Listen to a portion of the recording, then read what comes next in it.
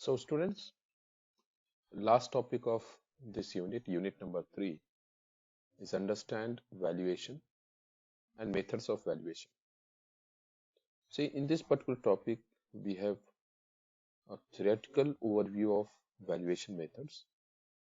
And when we move to next semester, there will be depth study and calculation of a calculation or valuation of these methods. So let's hear the theoretical point of view of valuation and valuation methods. Valuation of investment shall be based of fair valuation. That is, valuation should reflect the realizable value of the securities and assets. So the foremost point to consider here is that valuation should be fair valuation. That is, valuation should be such that whatever asset, securities or mutual fund we have, that should give what really an investor is going to fetch. That is, it should be fair valuation. It should not include those fancy financial word because of which the asset seems to be quite attractive, but in real sense it is not giving what it should. Second, investment in any new type of securities, investment in any new type of securities shall be made only after establishment of valuation methodology for such type of security with approval of AMC board. That is, it says that investment in any new type of security shall be made only after establishment of valuation methodology. It's like, since for investment purpose we are providing our fund to the fund manager, and the fund manager designs the mutual fund scheme or product. Whether a given investment should be included or given, let's say, while designing a mutual fund, क्या कोई एक नया company को add कर सकते हैं कि नहीं कर सकते हैं किसी एक म्यूचुअल फंड को बनाने में, ये टोटली डिपेंड करेगा वैल्यूएशन मेथोलॉजी पे।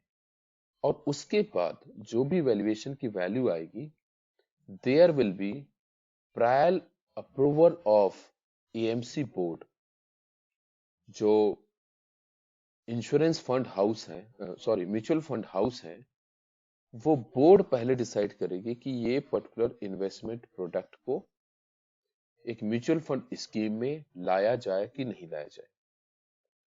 SEBI has laid down various rules and guidelines for asset management companies for the valuation of various mutual fund assets. यहां पे ध्यान देने वाली बात है कि SEBI को इंक्लूड करना है guidelines, and these rules and guidelines are must because whatever valuation a fund manager does, this is going to either attract investor or not. So if there is no any method, so SEBI को इसमें guidelines और rules and regulation include करने पड़ेंगे, else हर एक AMC, हर एक mutual fund, हर एक fund manager अपने हिसाब से वैल्यूएशन करेगा और हर एक म्यूचुअल फंड स्कीम या प्रोडक्ट बहुत ही ल्यूक्रेटिव और अट्रैक्टिव दिखेगा। बिकॉज जब वैल्यूएशन, कौन सा वैल्यूएशन मेथड को फॉलो किया, किस रिस्क को लिया है, किस रिस्क को नहीं लिया है, ये तो फंड मैनेजर के फ्रीडम में है। ये फंड मैनेजर किसी एक पर्टिकुलर रिस्क को नहीं लेगा या किसी पर्टिकुलर एक रिस्क को बढ़ा देगा, तो जिससे वैल्यूएशन एक अट्रैक्टिव दिखेगा और इन्वेस्टर अट्रैक्ट होके उसमें इन्वेस्ट करने लगेगा। So to have a fair valuation, SEBI ने, security exchange board of India ने रूल्स एंड रेगुलेशंस और गाइडलाइंस प्रोवाइड किए हर एक एसेट मैनेजमेंट कंपनीज को, so that there must be a uniformity in the valuation of mutual fund by all fund managers, by all AMC, by all mutual fund companies. Equity and equity related securities. एक example के लिए देखिए, जो equity या equity related securities है, like जैसे हमारा mutual fund self एक इक्विटी रिलेटेड सिक्योरिटी है, एक इक्विटी रिलेटेड प्रोडक्ट है। तो इस केस में जो ट्रेडेड इक्विटी है, ट्रेडेड इक्विटी का मतलब जो जिसकी ट्रेडिंग होती है, मतलब कोई शेयर को खरीदता है, कोई शेयर को बेचता है, there is a transaction. And equity related securities, the traded securities including cumulative convertible preference shares, normal preference shares, partly paid up equity shares, rights are valued at the closing price, that has been quoted in the stock exchange. इसको समझिए, मेरे mutual fund में let's say equity fund है ना, या फिर balanced fund है जिसमें इक्विटी भी है और डेट भी है, या इक्विटी फंड है, प्योर इक्विटी फंड है। तो इसमें बहुत सारे कंपनी के शेयर हो सकते हैं। जिस तरीके से भी फंड मैनेजर ने उस प्रोडक्ट को डिजाइन किया है, इक्विटी रिलेटेड फंड्स होंगे, उसमें इक्विटी रिलेटेड सिक्योरिटीज होंगे। तो जब मैं म्यूचुअल फंड का वैल्यूएशन करूंगा, म्यूचुअल फंड की वैल्यू कितनी आई है या एनएवी कितना बनेगा, तो कोई भी टाइप का इक्विटी हो, इसमें बहुत सारे टाइप के इक्विटी होते हैं, जैसे कि है कन्वर्टिबल प्रेफरेंस शेयर्स, मतलब ये कुछ टाइप्स ऑफ शेयर्स होते हैं, maybe we will discuss on some other day. या नॉर्मल प्रेफरेंस शेयर जो आप नॉर्मली शेयर्स जानते हैं। तो इनका valuation closing price of stock होगा जो स्टॉक एक्सचेंज पे दिखेगा। मतलब जिस दिन वैल्यूएशन करना है, एवरी डे वैल्यूएशन होगा, तो जिस दिन वैल्यूएशन हो रहा है उस दिन के क्लोजिंग प्राइस जब मार्केट क्लोज हो जाएगा, जो भी एडजस्टमेंट है, सेटलमेंट है, वो होने के बाद उस पर्टिकुलर शेयर की जो भी वैल्यू रहेगा, उसी वैल्यू पे म्यूचुअल फंड का वैल्यूएशन, म्यूचुअल फंड की वैल्यू डिसाइड की जाएगी। ये इसलिए जरूरी है क्योंकि मार्केट डे में जो इंट्रा डे हो रहा है, जब पूरे दिन में जब ट्रेडिंग हो रही है, तो there will be lots of momentum. कभी शेयर प्राइस बढ़ गया, कभी शेयर प्राइस कम हो गया। तो फंड मैनेजर क्या करेगा, अगर उसको फ्रीडम दे दिया गया होता तो जब शेयर प्राइस बढ़ा होता तभी की वैल्यू लेता। तो ये तो यूनिफॉर्मिटी नहीं हुई। ये तो हर एक फंड मैनेजर अपने हिसाब से बनाएगा, अपने हिसाब से वैल्यूएशन करेगा और बताएगा, देखिए this is the share price, ये देखिए इस दिन ये शेयर प्राइस था, इसलिए आज की वैल्यू इतनी है। सेबी ने बोला कि नहीं, सभी फंड मैनेजर, सभी एएमसी मार्केट क्लोज होने के बाद, सेटलमेंट होने के बाद जो उस शेयर की प्राइस रहेगी उसी पे वैल्यूएशन करेंगे। क्लोजिंग प्राइस पे ही वैल्यूएशन होना चाहिए। नेक्स्ट पार्ट डिस्कस करते हैं। कुछ ऐसे भी इक्विटी होंगे जिनको बोले थिनली ट्रेडेड और नॉन ट्रेडेड इक्विटी और इक्विटी रिलेटेड सिक्योरिटीज। तो ये थिनली ट्रेडेड और non traded equity and equity related securities include यही सारे इक्विटीज हैं, है ना, जो अभी हमने डिस्कस किए वही सारे इक्विटीज हैं। बट ये जो थिनली ट्रेडेड का क्या मतलब है, जिनमें मोमेंटम बहुत कम है, जिसका ट्रेडिंग बहुत कम होता है, ऐसे शेयर्स जिसको लोग कम बाय करते हैं, कम शेयर करते हैं, कम सेल करते हैं। हो सकता है कि वो पर्टिकुलर शेयर बहुत अच्छा है पर उसकी ट्रेडिंग बहुत कम होती है, उसका मोमेंटम बहुत कम हो, या वो एक ऐसा शेयर है जो इंट्राडे में बहुत अच्छा रिटर्न नहीं देता होगा पर लॉन्ग टर्म में बहुत अच्छा रिटर्न देगा। तो उसका जो ट्रेडिंग होगी, उसका जो ट्रांजैक्शन होगा, उसका जो बाय एंड सेल होगा, वो बहुत ही लिमिटेड होगा। ऐसे शेयर को, ऐसे इक्विटी को थिनली ट्रेडेड इक्विटी कहा जाएगा या नॉन ट्रेडेड इक्विटी। तो a thinly traded equity or equity related securities are those assets that has traded less than 5 lakh rupees 5 lakh in a month।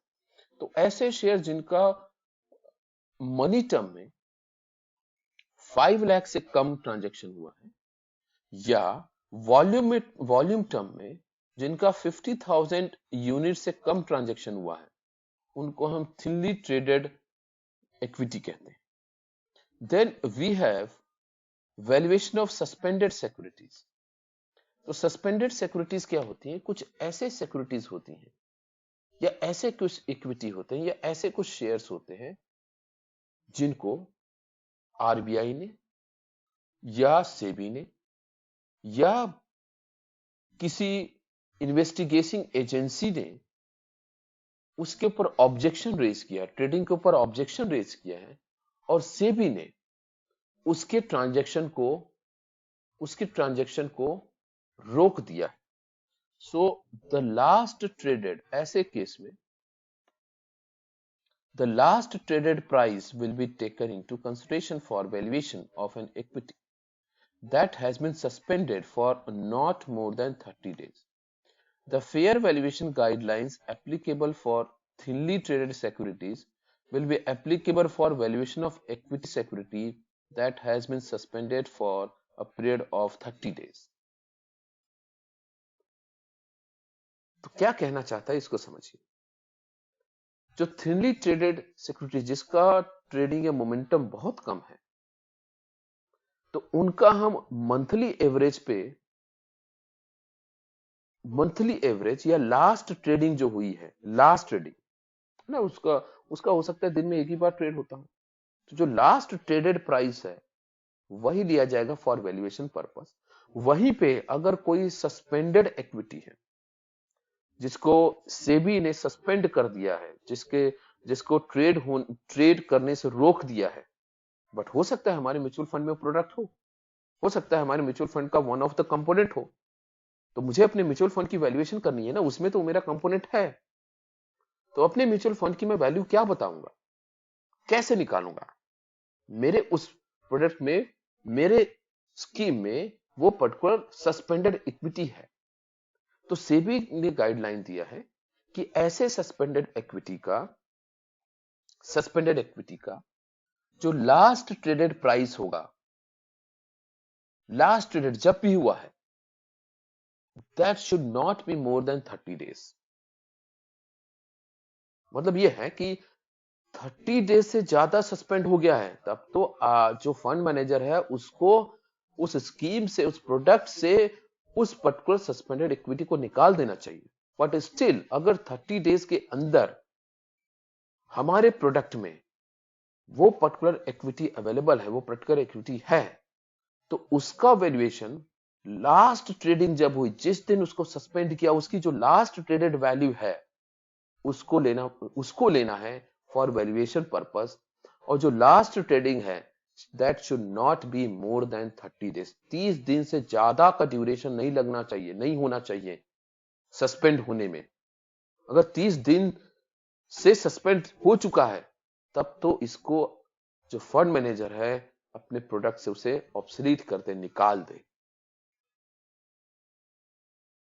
Next, valuation of unlisted securities. हमारे mutual fund में कुछ unlisted securities भी हो सकते हैं। Unlisted securities जिसकी trading नहीं होती।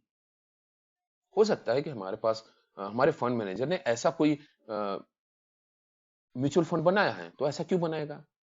It is carrying high risk. बिल्कुल, it may carry high risk but it is going to fetch high return. तो ऐसा कोई अनलिस्टेड कोई सिक्योरिटी हमारे प्रोडक्ट में अवेलेबल है, तो जो वैल्यूएशन मेथड है for unlisted equities shares of an organization is based on the audited balance sheet, so which is available within 9 months of year end. Net worth per share is calculated as follows. तो ऐसे case में होते वो होता है जो पूरे साल का ट्रांजैक्शंस दिखाता है, कितना हमारे पास पैसा आया, कितना हमने उससे प्रोडक्ट बनाया, कितना रॉ मटेरियल खरीदा, उसको बैलेंस शीट कहते हैं। तो वो जो बैलेंस शीट है, क्योंकि ये बैलेंस शीट तो कंपनी बनाती है, तो उस बैलेंस शीट को ऑडिट करवाते हैं। ऑडिट मतलब चेक करवाते हैं। कौन चेक करता है? तो चार्टर्ड अकाउंटेंट आते हैं या ऑडिटर्स आते हैं और वो उस बैलेंस शीट को चेक करते हैं। तो ऐसे ऑडिटेड बैलेंस शीट का जो भी नेटवर्थ पर शेयर होगा उसको लिया जाएगा। नेटवर्थ पर शेयर का क्या मतलब है? नेटवर्थ पर शेयर का मतलब है उस पर्टिकुलर कंपनी का जो भी वैल्यू है, उस कंपनी का जो वैल्यू, नेट वैल्यू का क्या मतलब है? टोटल रिजर्व कितना है, टोटल पैसा उनके पास कितना है, और उसमें से कितना पैसा उनको पे करना है, देना है किसी को। इन दोनों का जो डिफरेंस बचेगा वो नेटवर्थ है। तो नेटवर्थ मतलब जो अल्टीमेटली कंपनी को मिलता, वो जो वैल्यू है, उसको divide by number of shares. अब ये नंबर ऑफ शेयर्स कौन सा है? ये तो ट्रेड ही नहीं हो रहा है। ये नंबर ऑफ शेयर्स वो शेयर होल्डर का है जिन्होंने कंपनी खड़ी की है। हो सकता है बोर्ड ऑफ डायरेक्टर्स हैं या पार्टनर्स हैं। तो जितने भी नंबर ऑफ शेयर्स हैं, उससे नेटवर्थ को डिवाइड करेंगे तो हमें मिल जाएगा पर शेयर वैल्यू। अभी निकालना कैसे? निकालने का ये तरीका है, शेयर कैपिटल। शेयर कैपिटल मतलब जो शेयर होल्डर है, जो पार्टनर है, जिन्होंने पैसा लगाया है, उनका value plus free reserve. Free reserve का मतलब क्या है? हर साल जब भी कंपनी पैसा कमाती है, प्रॉफिट लाती है, उसमें से कुछ रिजर्व रख देती है ना, इमरजेंसी के लिए कुछ रिजर्व्स रखती है, या फ्यूचर इन्वेस्टमेंट के लिए कुछ रिजर्व्स रखती है। तो free reserves except revaluation reserves, ये क्या होता है? इसको छोड़ दीजिए, फ्री रिजर्व समझिए।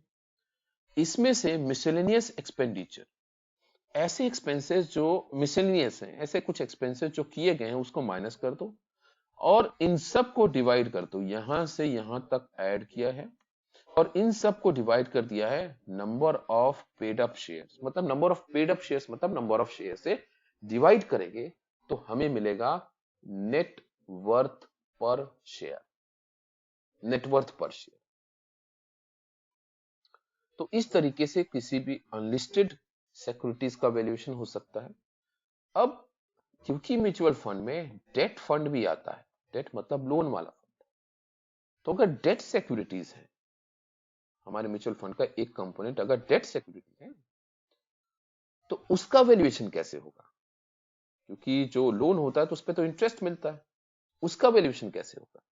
तो देखिए, debt securities with maturity above 60 days, ऐसी सिक्योरिटी जिनका मैच्योरिटी 60 डेज से ज्यादा है ना, मैच्योरिटी होती है ना, जैसे आरडी है तो 1 साल तक हो सकता है, 2 साल 3 साल तक, एफडी है तो 3 साल 5 साल 10 साल तक हो सकता है। ऐसे कुछ सिक्योरिटीज होते हैं, शॉर्ट टर्म सिक्योरिटीज होती है, 3 महीने का, 3 महीने के लिए लोन या 6 महीने का लोन, तो इनको हम शॉर्ट टर्म सिक्योरिटी कहते हैं। इनकी मैच्योरिटी, वो सारी डेट सिक्योरिटीज जिनका मैच्योरिटी 60 डेज से ज्यादा है, the valuation of debt securities will be based on the scrip level prices or average prices that has been provided by ICRA and CRISIL. When a new security is brought, ICRA and CRISIL offer scrip level price from T plus 1 date, and these are valued based on the weighted average yield of securities. समझिए क्या बोलता है। इस तरीके के जो asset हैं, जैसे डेट सिक्योरिटीज की बात की, जिनकी मैच्योरिटी 60 डेज से ज्यादा है, उनका जो वैल्यूएशन है, वो वैल्यूएशन करने वाली एजेंसी, जैसे ये इकरा है, ये रेटिंग एजेंसी है, क्रिसिल ये रेटिंग एजेंसी है। रेटिंग एजेंसी क्या होती है? रेटिंग एजेंसी इवैल्यूएट करती है, इनका परफॉर्मेंस इवैल्यूएट करती है, इनके इनके इनके जो नेटवर्थ है उसको एनालाइज करती है, और ये देखती है वो कितना इंटरेस्ट दे रहे हैं, कितना रिस्क कैरी कर रहे हैं।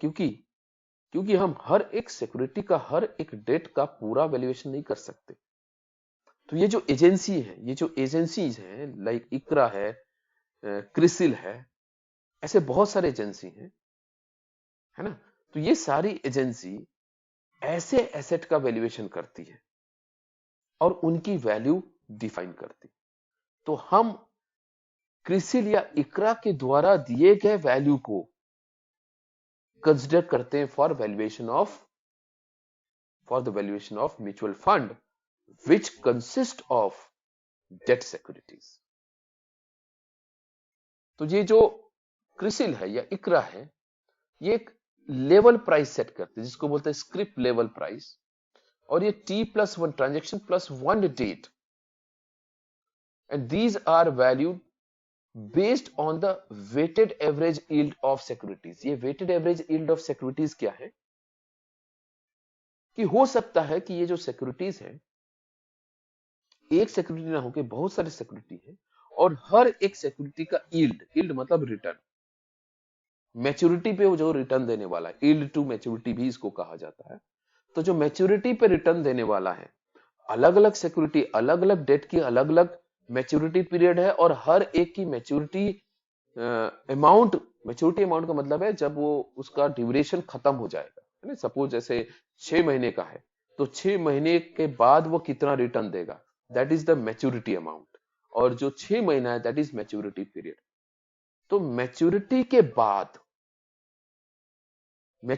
बाद जो रिटर्न देगा, रिटर्न परसेंटेज रिटर्न, वो होता है यील्ड, जिसको यील्ड टू मैच्योरिटी भी कहा जाता है। तो अगर मेरे म्यूचुअल फंड में बहुत सारे सिक्योरिटीज हैं, बहुत सारे डेट सिक्योरिटीज हैं, हर एक की अलग अलग मैच्योरिटी पीरियड है, हर एक की अलग अलग यील्ड है, यील्ड टू मैच्योरिटी है, या रिटर्न अलग अलग है, तो मैं उन सभी सिक्योरिटीज का एवरेज वैल्यू लूंगा, वेटेड एवरेज वैल्यू लूंगा। ये वेटेड एवरेज वैल्यू को इस वेटेड एवरेज वैल्यू को क्रिसिल या इकरा जैसे रेटिंग एजेंसी निकालती है, और that value is used for valuation of these kind of securities. तो डेट सिक्योरिटी के लिए weighted average of yield is considered for valuation of such asset. So this is all about a theoretical concept of valuation and valuation methods adopted and used by most of the AMC or fund managers or mutual fund companies, and are based on rules and guidelines provided by SEBI. So this is all about valuation and valuation method. I hope आपको समझ में आया। Number 3 खत्म हो जाता है, and we will start unit number 4 soon. Thank you very much.